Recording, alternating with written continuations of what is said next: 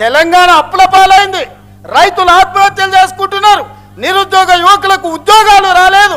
మా ఆడబిడ్డలు బతుకమ్మ చీరలు ఇస్తే కూడా అందులో కమిషన్లు కొడితే ఆ చీరలు తీసుకుపోయి పొలాల కాడ పిట్టలను బెదిరియనికే కట్టే పరిస్థితి. దుర్మార్గుడా, నీచుడా, బతుకమ్మ చీరలు ఆడబిడ్డలకి ఇచ్చే చీరలు కూడా వదలలేదు నీ దోపిడీకి. అందుకోసం నువ్వు రావాలనా? నువ్వు రాష్ట్రాన్ని 8,21,000 కోట్ల రూపాయల అప్పుల పాలు చేసినావు కదా, మరి మీరు 1,00,000 కోట్ల అధిపతులు ఎట్లయిరో లెక్క చెప్పమని నేను అడుగుతున్నా. అడగమని మా సోదరులను అడుగుతున్నా, మా జంజీ పిల్లల్ని నేను చెప్తున్నా. మీరు ఆలోచన చేయండి. 10 ఏళ్లలో 1,00,000 కోట్లు కేసీఆర్ ఎట్లా సంపాదించిండు? 8,21,000 కోట్లు తెలంగాణకు అప్పులు ఎట్లా మిగిలినాయి? ఆస్తులు ఐశ్వర్యాలు కేసీఆర్కి ఎట్లొచ్చినాయి? అప్పులు తప్పులు మనకెట్లొచ్చినాయి? ఒక్కసారి ఆలోచన చేయండి. ఈ అప్పులు తప్పులు చేసినాడు మళ్ళీ వస్తే ఇంత ఉందే మా అనిరుద్ధ్ చెప్పిండు. ఎందుకయ్యా వాడు వచ్చేది? నేను నా భార్య మాట్లాడుకుంటూ వింటాడా? వాడు అసలు మనిషా పశువా అని అడుగుతుండు. మా అమ్మ మా కోడలతోనో లేకపోతే మాతోనే మాట్లాడుకుంటే గాజోలి కూడా వింటాడా అనే గింతకంటే దుర్మార్గుడు ఎవడని ఉంటాడా అని మా ఎమ్మెల్యే అడుగుతున్నాడు. నేను అడగదలుచుకున్నా. రాజకీయ నాయకుల మాటలు విన్నాడంటే అర్థం ఉంది, అధికారుల మాటలు విన్నాడంటే వానికి అక్కడికి వచ్చిందేమో అనుకున్నాం. ఆడబిడ్డల మాటలు వినేటోడు వాడు అసలు మనిషేనా? ఒక్కసారి ఆలోచన చేయండి. ఒక్కసారి ఆలోచన చేయమని మా అక్కల్ని అడుగుతున్నా. ఇవాళ మా ఇందిరమ్మ చీరలు ఇస్తే పండుగ పూట నాడు చీర పెడితే మా తమ్ముడు సారె పెట్టిండని మా అక్కలందరూ కట్టుకొని ఆశీర్వాదానికి వచ్చారు. మా అక్కల్ని అడుగుతున్నా, మీ ఇంటి ఆయనతో మీరు మాట్లాడుకుంటే ఎవడన్నా మీ ఫోన్ వింటే ఎంత బాధ అవుతుందో ఒక్కసారి ఆలోచన చేయండి. ఇవాళ మన ఫోన్లీననికి రావాలనా? ఎందుకు రావాలి? ఆయన ఉద్యోగం ఇచ్చారు కదా ఎమ్మెల్యేగా, అసెంబ్లీకి మాత్రం రాడంట, ప్రజల తరఫున మాట్లాడాడంట, ప్రజా సమస్యల గురించి ప్రస్తావించాడంట. అధికారంలోకి వస్తే మాత్రం దోసుకోవడానికి వస్తాడంట, దొంగతనం చేయడానికి వస్తాడంట.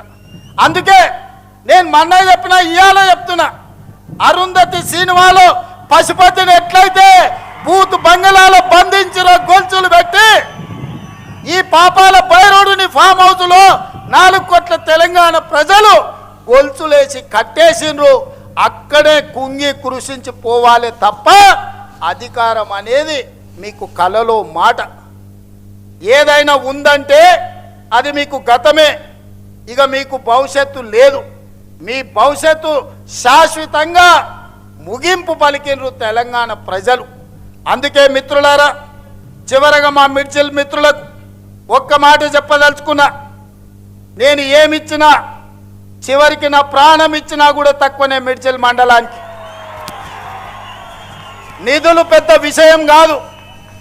ఇవాళ నాకు దక్కిన గౌరవం ఈ మండలం, ఈ జిల్లా, ఈ రాష్ట్రం, ఈ దేశంలోనే కాదు ప్రపంచంలో. ఇవాళ మెస్సీతో ఫుట్బాల్ ఆడినా, ప్రపంచంలో మన గలం వినిపించినా, ఆనాడు మీరు నాటిన మొక్కనే ఈనాడు పెద్దదై ఈరోజు బాధ్యత నిర్వహిస్తున్నది. ఈ బాధ్యతను కొనసాగించడానికి నిండు మనసుతో మీరు ఆశీర్వదించండి. నేను చేయాల్సిన పనులు ఉన్నాయి. ఈ వలసల జిల్లాను ఈరోజు అభివృద్ధి పథం వైపు నడిపించాల్సిన బాధ్యత నా మీద ఉన్నది. చేయాల్సిన పనులు మిగిలి ఉన్నాయి. ఆనాడు పండిత్ జవహర్లాల్ నెహ్రూ గారు ఏదైతే ప్రాధాన్యత పెట్టుకున్నాడో ఎడ్యుకేషన్ అండ్ ఇరిగేషన్, ఈ జిల్లాలో ప్రతి ఎకరాకు నీళ్ళు ఇచ్చే వరకు, ఈ జిల్లాలో ఉండే ప్రతి పేదవాడికి విద్యను అందించి ఉద్యోగ ఉపాధి అందించే వరకు నేను మీకు సేవ చేస్తూనే ఉంటా. ఆనాడు 94 నుంచి 2004 వరకు 2 సార్లు తెలుగుదేశం అధికారం ఉంది. 2004 నుంచి 2014 వరకు doctor YS Rajasekhar Reddy Congress party అధికారంలో ఉండే. 2014 నుంచి 2024 వరకు బీఆర్ఎస్ అధికారంలో ఉన్నది. ఇవాళ చెప్తున్నా, నా ఆత్మ బంధువులైన మిడ్జిల్ ప్రజల మధ్య నుంచి రాబోయే 2024 నుంచి 2034 వరకు ప్రజాపాలన ఉంటుంది. ప్రజలకు సేవలు అందిస్తుంది.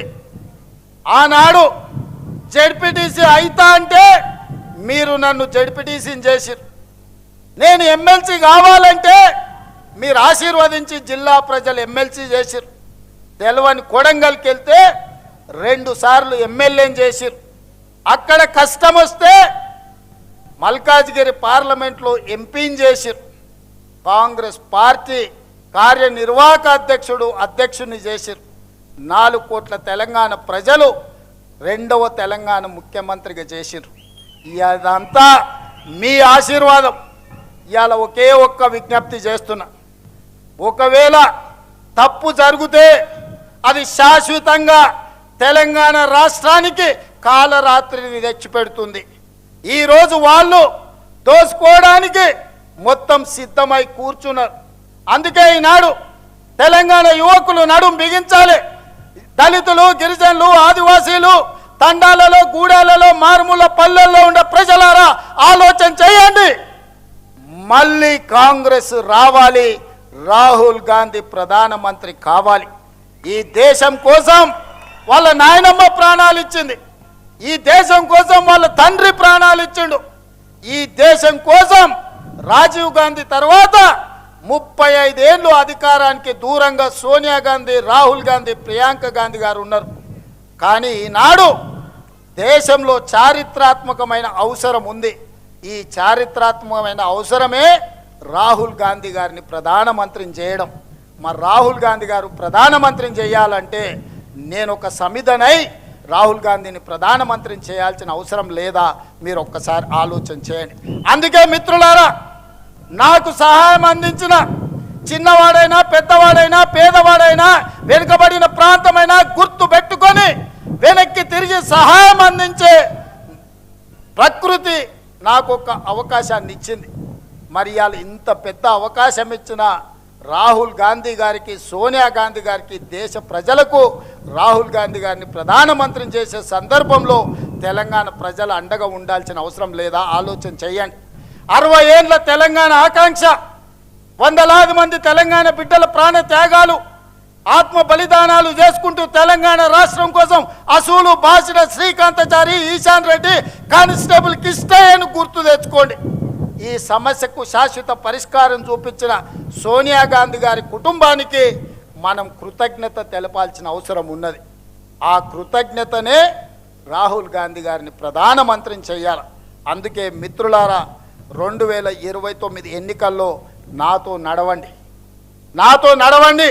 మనందరం కలిసి నడుద్దాం. ఈ దేశానికి రాహుల్ గాంధీ గారిని ప్రధానమంత్రిని చేద్దాం. మీరందరూ అండగా నిలబడాలి. మీరందరూ అండగా నిలబడతామని మాట ఇస్తున్నారా? రాహుల్ గాంధీని ప్రధానమంత్రిని చేసే బాధ్యత ఈ మిడ్జిల్ నుంచే మొదటి అడుగు పడాలి. 1000 అడుగులు 1000 కిలోమీటర్లు నడవాలన్నా ఒక్క అడుగుతోనే మొదలవుతుంది. రాహుల్ గాంధీ గారిని ప్రధానమంత్రిని చేసే మొదటి అడుగు మిడ్జిల్ మండలం నుంచే పడాలి. మీరందరూ సిద్ధమేనా?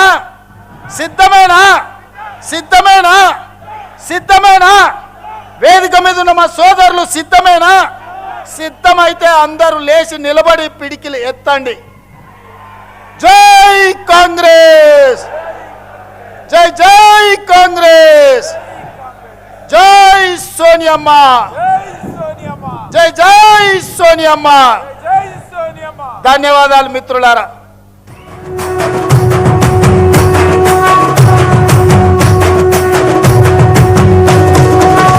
రంగుల జెండా బట్టి సింగమోలే కదిలినాడు ఉత్తరో కాంగ్రెస్ సూర్యుడు. మన రేవంత్ అన్న నిగ్గదీసి అడిగే మునగాడు. వీడు భూమిన వానైతాడు, పిద సాగల ధైర్యం వీడు. దొంగ దొరల